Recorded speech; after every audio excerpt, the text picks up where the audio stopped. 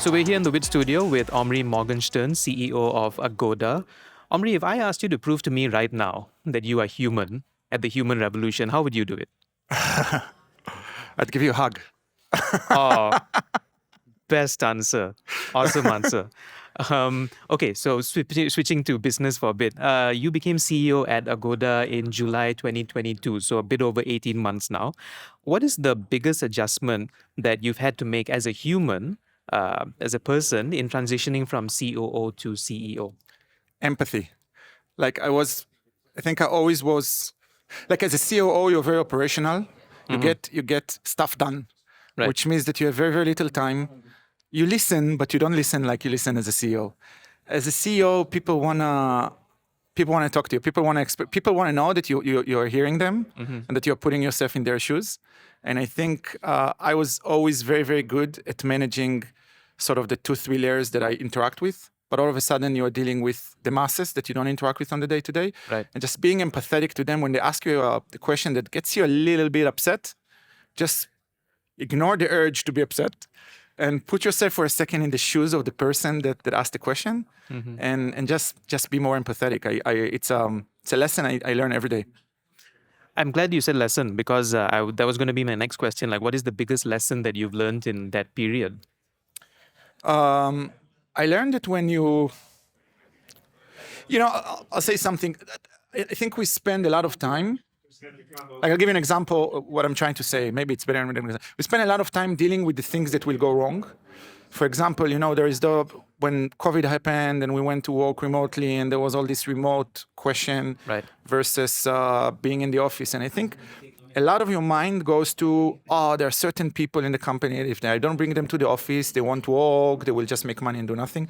So we tend to focus a lot on the outliers, on the bad actors, right? But in reality, 97% of the people, I don't know what's the number, but the vast majority are not those bad actors. And if you shift your attention from focusing on the bad actors and what's going to go wrong to the 97% that you can actually trust, then all of a sudden your decision making is very, very easy. And you can Right. trust people, you can stop being afraid. And yes, you still need to find the 3%, but when you're making decisions because of the 3% that impact the 97%, you're making a mistake. That's my lesson. So focus on the positives. See the positives in general and everything. See the positives also. It's the same in your head. You have this process where somebody tells you something, especially if you are like a leader. Right. People ask things from you all the time, and you're like, okay, what is he really saying? What is she really saying? What does she really want? Could it be that this is what's really driving her? So I have those. A bit cynical. Just ignore. Assume Right. that they are genuine. Even if they're not genuine, it serves you better to assume that they're genuine. For yourself. For yourself, for psychology, for your actions, yes. Otherwise you live in fear and you do this mistake. You treat people as individuals, as a group, Right. as if you're treating the 2% that are wrong, rather than enjoying and respecting the 97-98% that are right. Right. Name 2 ingredients that have made Agoda what it is today. Tech, undoubtedly tech. We live and die tech. If you want to be successful in the internet space, our belief is tech is the. Well, actually, to be honest, I would say that almost on everything. But if you don't have great tech, best in the world tech, you're done. It's only a matter of time. One. And tech goes with talent, by the way. You cannot build tech without a lot of talent. And the second thing I'm talking about it a lot is the we are obsessed with price. We're obsessed with giving the best price to our customers, no matter where we can get it. I keep telling my folks, don't sleep if the customer is not getting. It's very hard. It's very hard to give the best because you need to negotiate, and there are so many players, and all of them are great. But our job is to keep the promise to the customer that they get the best price on Agoda, no matter what. As hard as we need to work. Right. So looking to the future for a bit, what will it take to make sure that Agoda stays on top for the next 10 years? Well, so it starts with tech. I think tech is about, by the way, when I say tech, what do I mean? I mean, it's about speed, right? You need to create features, deliver fast, but not only fast, it needs to be in good quality, because if you put features out there that are, they are breaking or full of bugs, then you didn't do much. So it has to be good quality, and it needs to be with the right amount of investment. Meaning, if you have 100 people behind the scenes, like connecting dots, then it's not scary. It's not cost efficient, right? Right. So you need to be able to have those three things. You need to have the cost efficiency, you need to have the speed to market and the quality. That's tech. I think that's the key. The company that can connect all of those and be the most efficient on delivering, because tech will win the game. That's the company that, and fundamentally, I believe that if we can do that, and we will listen to what's happening in the market, we won't be cocky, then I think we'll do very, very, very well. Stay on top. Stay on top. Right. What comes to mind when I say human revolution? Human revolution. When people talk about human revolution, they talk about, usually they mention it in the, like machine revolution. They talk about like Gen AI and I don't know, machines replacing humans. So I don't know if that's what you mean, but I think I said it. I believe in two principles there. I believe that as long as you're doing something that is not, things that are repetitive over time, can take a long time, will be replaced by automation. And I think it's amazing the amount of automations that are formulating. And maybe if you were to ask me 5 years ago, I would tell you that the physical aspect of a human being will get replaced before the human brain will get replaced. Now I'm not sure anymore. It may be the opposite way. But fundamentally, I think if you're doing something that is less repetitive, if you're thinking all the time, if you're challenging yourself, if you're trying to grow, if you're learning new things, and if you adapt, evolving, then I think it's like we use the example of accountants, right? Accountants maybe before calculators.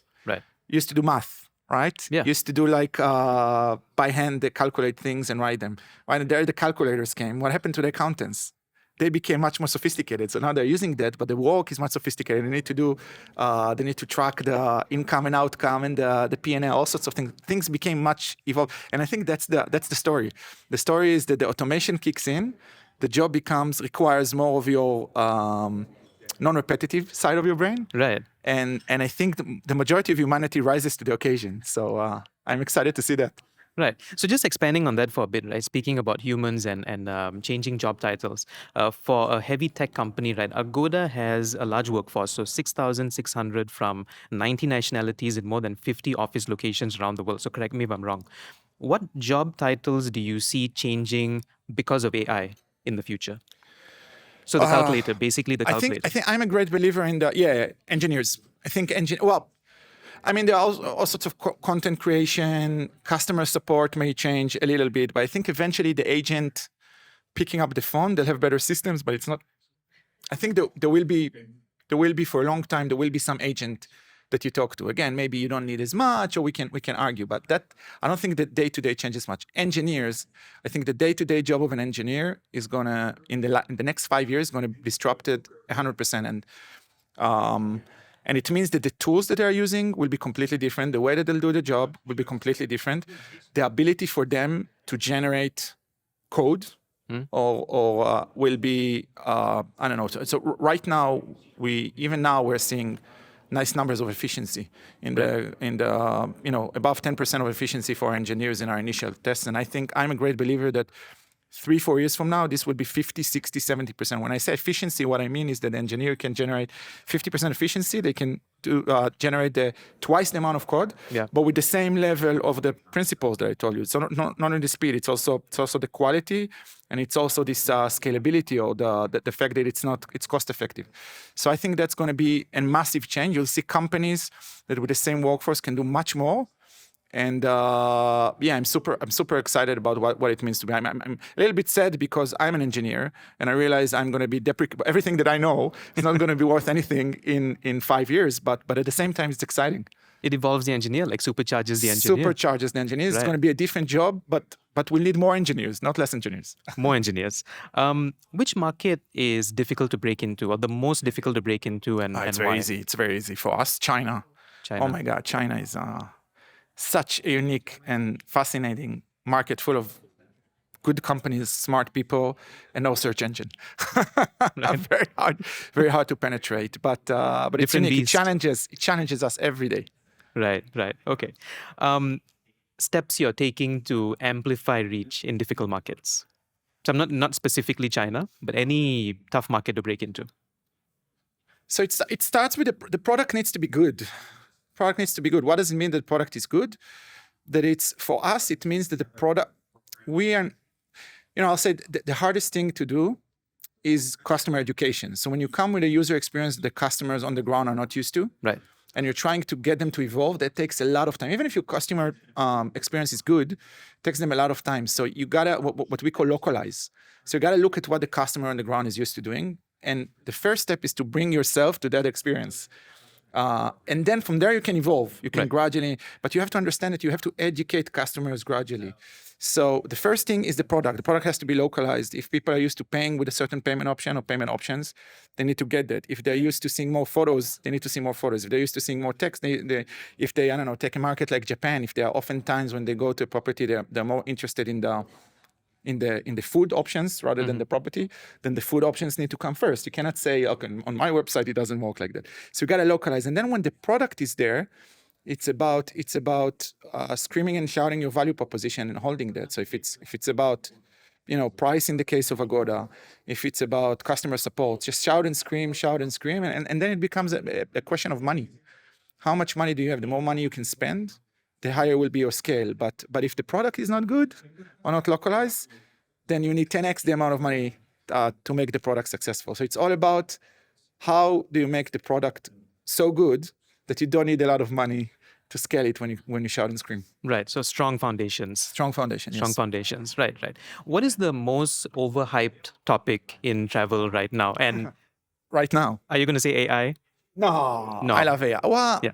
I think the interface side of the AI is a little bit overhyped now, meaning this thinking that the interfaces will become chat. I mean, we definitely follow that very carefully and test, but I don't believe in that much. I believe that there will be a layer of assistance, but I think it's later.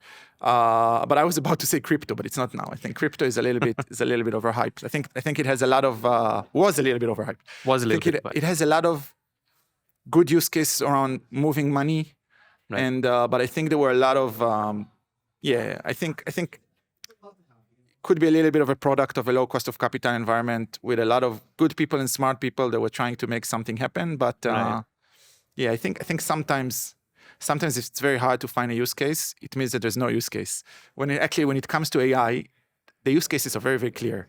Like I put an engineer on even GitLab Copilot, which is a tool, and you see the efficiency immediately, right? So you don't need to invent or look for the use cases. The use cases are very, very clearly there. When you spend years to look for the use case, maybe the use case is not there. AI is like waiting to be used.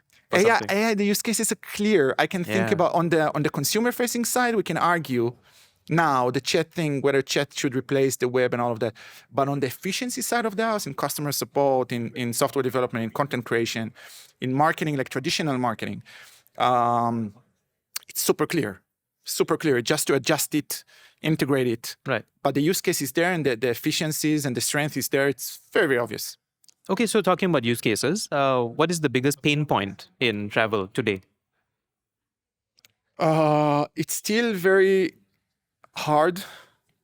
I mean, there are a lot of pain points, don't get me wrong, but it's still very hard to connect the experience, I think, for me, from the consumer all the way to the property. So you don't have an Amazon. Like Amazon takes you from from all the way from the booking, whatever you want to, or ordering, all the way to delivering. Gradually, they took over the entire value chain. Right. And then it enables them to automate, to give you a better user experience, to expedite. So all of a sudden, you're getting something within one day. All of those good things. The industry is still very fragmented. And even you look at spaces like the property management space, then it's still very fragmented, and only really top properties are using them. Like the vast majority won't even use those types of systems.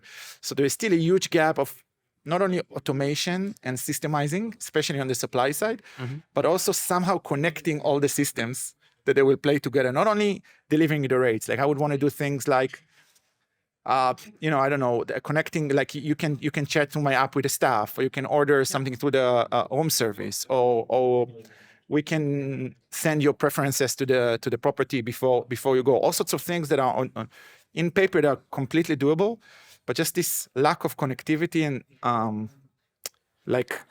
cover to cover system integration is hurting us. But I think it will gradually get there. Right, right.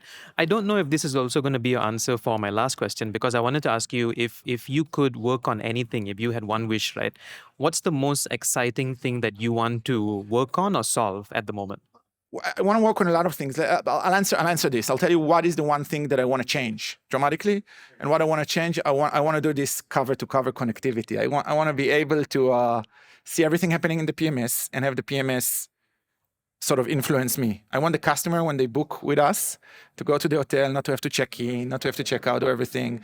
Get all the preference. I want them to get an Amazon-like experience when they're booking a property. Right. I can work on it. We're working on it, but it's so hard. So if I could flip my fingers and solve that, I think the world would be a better place for travel. The perfect seamless trip. Awesome. Omri, thank you so much for your time. Thank you so much.